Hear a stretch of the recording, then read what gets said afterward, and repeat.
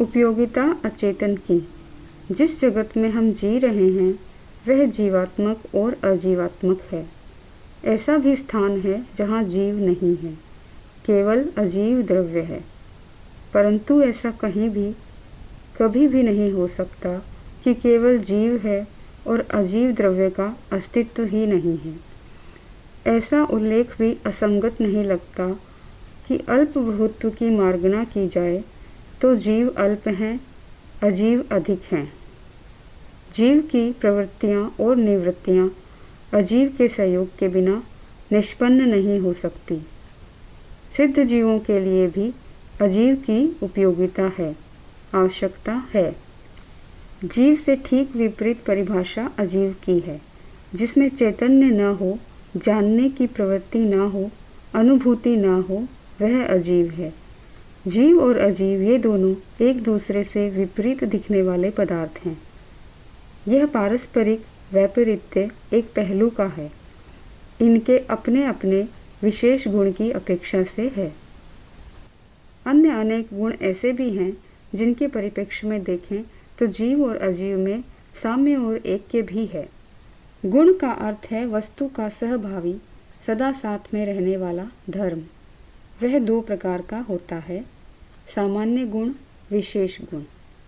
जो गुण सब द्रव्यों में पाया जाता है वह सामान्य गुण है। जो गुण सब द्रव्यों में नहीं पाया जाता, किसी एक अथवा कुछ द्रव्यों में पाया जाता है, वह विशेष गुण है। सामान्य गुणों के आधार पर जीव और अजीव में कोई भेद नहीं किया जा सकता। अस्तित्व, वस्तुत्व, द्रव्यत्व, प्रमेयत्व, प्रदेशवत्व और अगुरु लघुत्व, ये 6 सामान्य गुण जीव और अजीव दोनों में पाए जाते हैं। चेतनत्व और अचेतनत्व, जो कि विशेष गुण हैं, के आधार पर जीव और अजीव में भिन्नता का दर्शन किया जा सकता है। जीव और पुद्गल का अमूर्त अजीव द्रव्यों के साथ अविच्छिन्न संबंध है। जीव और पुद्गल द्रव्यों पर अमूर्त अजीव द्रव्यों का सहज उपकार है। धर्मास्तिकाय एक ऐसा अजीव द्रव्य है जो अमूर्त अरूपी है, पूरे लोक में फैला हुआ है। इसका कार्य है गति क्रिया में सहयोग करना। इसकी सहायता के बिना जीव और पुद्गल गति नहीं कर सकते। एक उंगली का मुड़ना भी तभी संभव है जब धर्मास्तिकाय का सहयोग मिलता है, और सहयोग न मिलने का लोक की सीमा में कोई प्रश्न ही नहीं है। हमारा सोचना विचारना, चलना फिरना, बोलना, जो भी स्पंदन कंपन होता है, वह सारा का सारा धर्मास्तिकाय के सहयोग से होता है। हमारा कितना बड़ा उपकारक है धर्मास्तिकाय। यह स्वयं असंख्येय प्रदेश वाला और स्थित द्रव्य है। यह स्वयं अगतिशील है, किंतु दूसरों के गतिशील बनने में इसकी परम भूमिका रहती है। यह इतना ही बड़ा है जितना यह लोकाकाश है। यह उदासीन व तटस्थ भाव से सहयोग देता है। यह न तो किसी को चलने के लिए प्रेरित करता है और न किसी को निषेध करता है। जैसे मछली की गति में जल सहायक बनता है, वैसे ही जीव और पुद्गल की गति में धर्मास्तिकाय सहायक बनता है। 6 द्रव्यों में दूसरा अजीव द्रव्य है अधर्मास्तिकाय। यह गुणात्मकता और उपयोगिता की दृष्टि से धर्मास्तिकाय से ठीक उल्टा है। धर्मास्तिकाय गति में सहायक बनता है, अधर्मास्तिकाय स्थिति, ठहराव, गति निवृत्ति में सहायक बनता है। शरीर की क्रिया, वचन की क्रिया और मन की क्रिया, इनके निरोध में अधर्मास्तिकाय का सहयोग रहता है। पुद्गलों की स्थिरता में भी उसी का सहयोग रहता है। यह भी धर्मास्तिकाय की भांति असंख्येय प्रदेश वाला, अमूर्त और लोकव्यापी है। आतप से संतप्त पथिक के लिए छाया विश्राम में सहयोगी बनती है। इसी प्रकार जीव और पुद्गल की स्थिति में अधर्मास्तिकाय सहयोगी बनता है। तीसरा अजीव द्रव्य है आकाशास्तिकाय। क्षेत्र की दृष्टि से सर्वाधिक विशाल द्रव्य यही है। ऐसा कोई स्थान ही नहीं है जहाँ आकाशास्तिकाय न हो।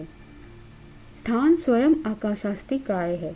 यह लोक और अलोक उभयत्र व्याप्त है। यह सर्वव्यापी और एकाकार है, अखंड है। आत्मा और परमात्मा भी इतना व्यापी नहीं है जितना व्यापी आकाशास्ति काय है। समझने के लिए इसको दो भागों में बांटा जा सकता है, लोकाकाश और अलोकाकाश। इसका कार्य है अवकाश देना, भाजनभूत बना रहना।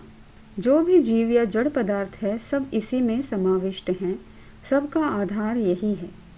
धर्मास्तिकाय और अधर्मास्तिकाय का सहयोग हमारे लिए अप्रत्यक्ष है। पुद्गल का हमारे पर जो उपकार है वह प्रत्यक्ष भी है। खाने पीने, सोने बैठने, बोलने सोचने और श्वासोच्छ्वास आदि में हमें पुद्गल जगत का सहयोग मिलता है। हमारा जीवन पुद्गल सापेक्ष है। यह स्थूल शरीर स्वयं पुद्गल है और हमारा संचालक कर्म शरीर भी पुद्गल है। जीव भोक्ता है, पुद्गल उपभोग्य है। जीव युक्त हमारा शरीर भोक्ता है और पुद्गल भोग्य। शुद्ध जीव सिद्ध मुक्त को पुद्गल निरपेक्ष और अशुद्ध संसारी जीव को पुद्गल सापेक्ष कहा जा सकता है। पुद्गलास्तिकाय का अस्तित्व लोक में ही है। द्रव्य वस्तु संख्या की दृष्टि से यह अनंत है। यह धर्मास्तिकाय आदि की भांति एक और अखंड नहीं है। इसके दो प्रकार हैं, परमाणु और स्कंध। पुद्गल की लघुतम अविभाज्य और स्वतंत्र इकाई परमाणु है। उसके अतिरिक्त सभी पुद्गल स्कंध हैं। अजीव का अंतिम और अनस्तिकाय जो अस्तिकाय नहीं है द्रव्य है काल। उसे औपचारिक द्रव्य माना गया है। वह पर्याय है। चेतन और अचेतन पर उसका प्रभाव है। उसका गुण है वर्तमान, बीतता रहना। वह समय क्षेत्र मनुष्य क्षेत्र अढ़ाई द्वीपवर्ती माना गया है। 6 द्रव्य धर्मास्तिकाय, अधर्मास्तिकाय, आकाशास्तिकाय, पुद्गलास्तिकाय, जीवास्तिकाय और काल। इनमें जीवास्तिकाय के अतिरिक्त जो 5 द्रव्य हैं वे अजीव हैं। उन्हें अजीव के 5 भेद कहा जाता है। केवल जीवास्तिकाय ही जीव है। वह द्रव्य से अनंत है। लोक ही उसका अस्तित्व का क्षेत्र है। 6 द्रव्यों में काल के अतिरिक्त 5 अस्तिकाय हैं। उन्हें पंचास्तिकाय कहा जाता है। पांचों के पीछे अस्तिकाय शब्द जुड़ा हुआ है। अस्तिकाय एक समस्त पद है। 2 शब्दों के योग से निष्पन्न शब्द है अस्तिकाय। अस्तिकाय। अस्ति का अर्थ है प्रदेश, लघुतम और संयुक्त इकाई। काय का अर्थ है समूह। प्रदेश समूह को अस्तिकाय कहा जाता है। अस्तिकाय को साअवयव जिसके अवयव हैं द्रव्य अथवा अवयवी भी कहा जा सकता है। अस्तिकाय का एक अर्थ और भी मिलता है। अस्ति अर्थात जिसका अस्तित्व है और काय अर्थात प्रदेश बहुलता। जिसका अस्तित्व है और जिसके बहुत प्रदेश हैं वह अस्तिकाय है। धर्मास्तिकाय, अधर्मास्तिकाय और आकाशास्तिकाय तीनों द्रव्य की अपेक्षा एक एक हैं। काल, पुद्गल और जीवास्तिकाय द्रव्य की अपेक्षा अनंत हैं। 6 द्रव्यों में एक काल अप्रदेश है, शेष 5 सप्रदेश हैं। 6 द्रव्यों में एक पुद्गलास्तिकाय मूर्त रूपी है, शेष 5 द्रव्य अमूर्त हैं। धर्मास्तिकाय, अधर्मास्तिकाय, लोकाकाश और एक जीव, इनका प्रदेश परिमाण तुल्य है, असंख्येय है। एक परमाणु जितने स्थान में अवगाहित होता है, समाविष्ट होता है, वह एक आकाश प्रदेश है। एक परमाणु को एक आकाश प्रदेश से अंतर्वर्ती दूसरे आकाश प्रदेश में पहुंचने में जितनी काल अवधि लगे उसे समय काल की लघुतम इकाई कहा जा सकता है। एक आकाश प्रदेश में एक परमाणु भी रह सकता है और अनंत प्रदेशी पुद्गल स्कंध भी उसमें समाविष्ट हो सकता है और लोकव्यापी भी बन सकता है। संसार में जितने जीव और अचेतन पदार्थ अभी हैं उतने ही सदा थे, उतने ही रहेंगे। उनमें किंचित मात्र भी नैनून्य और आधिक्य नहीं हो सकता। एक ही आकाश प्रदेश में 6 द्रव्यों का अंश रूपेण एक साथ समावेश हो सकता है। अपना अपना स्वतंत्र अस्तित्व रखते हुए भी वे एक साथ रहते हैं। अगला अध्याय करनी बांझ न होए।